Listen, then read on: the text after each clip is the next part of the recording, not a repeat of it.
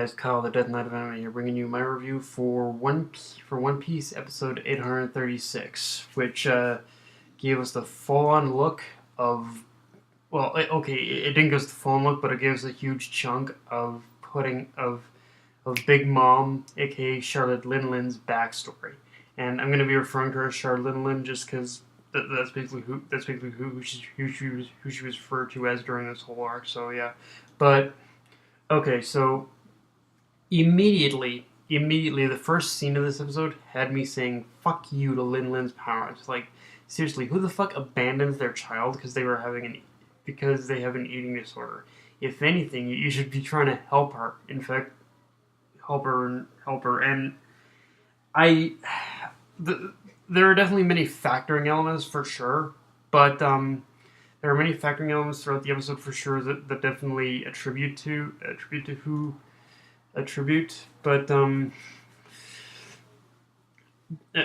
how LinLin turned out. But if a good chunk of it, I think you could say, definitely falls on LinLin's parents for just outright abandoning them. Just from that first episode, just from that first scene, I definitely got that feeling. Like LinLin's parents abandoning her is definitely a contributing factor to basically how she inevitably turned out. And like, if like I said, if anything, you shouldn't just be abandoning your daughter. You should actually try and help her. And like, honestly, like the first couple minutes of that scene just had me feeling nothing but sympathy for basically LinLin at that point. Now, having said that, we do see in this episode that LinLin had a very morbid curiosity at best as a child, and in the way she was acting around the other children, and curiosity as a child, just in the way she was acting around the other children, and it's one of those strange things where she meant well, but when you look deeper, you can see just how much of her actions as a child was what would inevitably mold her as an adult. And it's not even just how she acted around the children, but with anything she did. Like that scene we get of her trying to get the bear and wolf to get along is more like, if you look at that, it's kind of a little tease it's kind of a little look into her mindset of how LinLin later being known as Big Mom would later in life develop Whole Cake Island into a paradise for all. Like LinLin, like she pretty much had a genuine desire in order to see everyone and everything kind of pretty much get along. So it's one of those things where it's basically a warped sense where she has good intentions, but underneath it is basically a warped and kind of deranged way of going about it. So. Yeah, and like I said, just in the way she was manhandling a lot of the children, it kind of it's weird. It's funny in many respects. It teases a lot of her psychotic behavior, of course, but at the same time, I think it almost teases like her compulsion to collect things as well. So yeah, like she was pretty much actually curious about why fishmen have fins, about why some people have bones. Like I think we can just assume that a lot of that did actually drive her compulsion to in order to collect things in books and whatnot.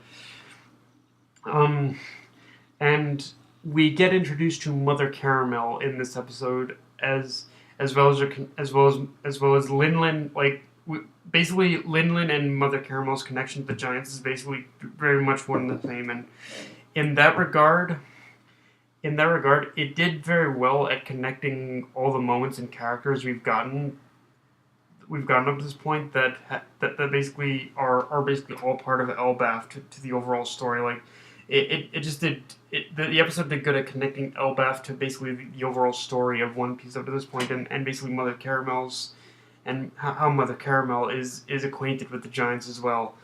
Now, although I do think Although maybe it's just me, but I do think the flashbacks were just a little unnecessary. I mean, yeah, I know it's just kind of remind people who basically only watch the anime and haven't been like complete and aren't like completely aren't completely like overall indulged in the story of One Piece and can't remember everything. But yeah, somehow I don't know. I think the flashbacks were a little unnecessary. I think you could just as easily recognize who these characters were just from how they looked and their names too. So yeah, flashbacks a little unnecessary, but now, having said that, we do learn the starting point of what caused the rift to occur between Big Mom and Mother Caramel and the Giants. She basic she basically massacred the entire village for food, which in a way, it's almost fitting that the cause of it all was LinLin's eating disorder, because this means that if you think about it, things have come full circle. Her parents, her parents basically, LinLin, that, and her parents dumped her because of her compulsion to eat, and it was also that same compulsion that caused the rift with the giants and problems for Mother Caramel. And in a huge way, you could say this was Mother. In a huge way, you could pretty much say all this in a huge way. You could actually make the legitimate argument that the breakdown with the giants was basically all Mother Caramel's fault. Like she when Mother Caramel, I definitely know I know she was a nun, and I know she was a nun, and you have to be basically kind and caring to basically everyone, but but even being a nun actually was kind being a nun and adhering to her code as a nun was kind of what just made her repeat the same mistakes LinLin's parents made, making excuses without actually helping her. I mean, okay, I give Mother Caramel credit that she probably tried to impose a lot more limitations on LinLin than her parents did, but really that just enabled LinLin more and more. And when Caramel needed to actually impose actual punishments on LinLin to make her understand that what she had done was wrong, like Mother Caramel was just constantly enabling her, honestly, without actually even trying to without actually even really trying to without actually even trying to understand it all. So yeah.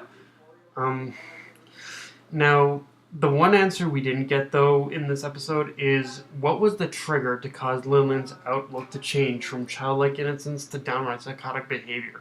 I mean, maybe it's that Mother Caramel dies protecting Linlin next episode, but even then, that setup looks a little too obvious for One Piece. So, yeah, here's hoping we get more on that next episode, because with stuff like this, there definitely needs to be a turning point, something where a character completely snaps willingly, and basically turns over to the side of villainy, or whatever you want to call it. But here, the thing is, we need to remember Linlin destroyed the village unwillingly. Like Linlin basically only destroyed the village because she was in one of her very first eating disorder rampages. So yeah, so the fact that Linlin destroyed the village without even knowing what she was doing kind of makes me think that this won't be there won't be much of an effectiveness here. So, and if I did have any problems with this episode, I can't remember if they had this much of it in the manga too. There were times where it felt like there were unnecessary amounts of narration, and sometimes it was alright, but other times I feel the show. It's one of those things where, okay, I didn't mind the narration, but at the same time, it's one of those things where it's one of those show don't tell things. Like, I want you to show it. I want you to show it. Don't actually tell it. Like, it was definitely, it was a lot of it was really only in the beginning of it, but there were one occasional times where I felt, yeah, show don't tell kind of thing. But yeah. Anyway, guys, that's all I have for this review. If you enjoyed the video, like, comment, subscribe, follow me on Facebook. Death Night of Night, signing off.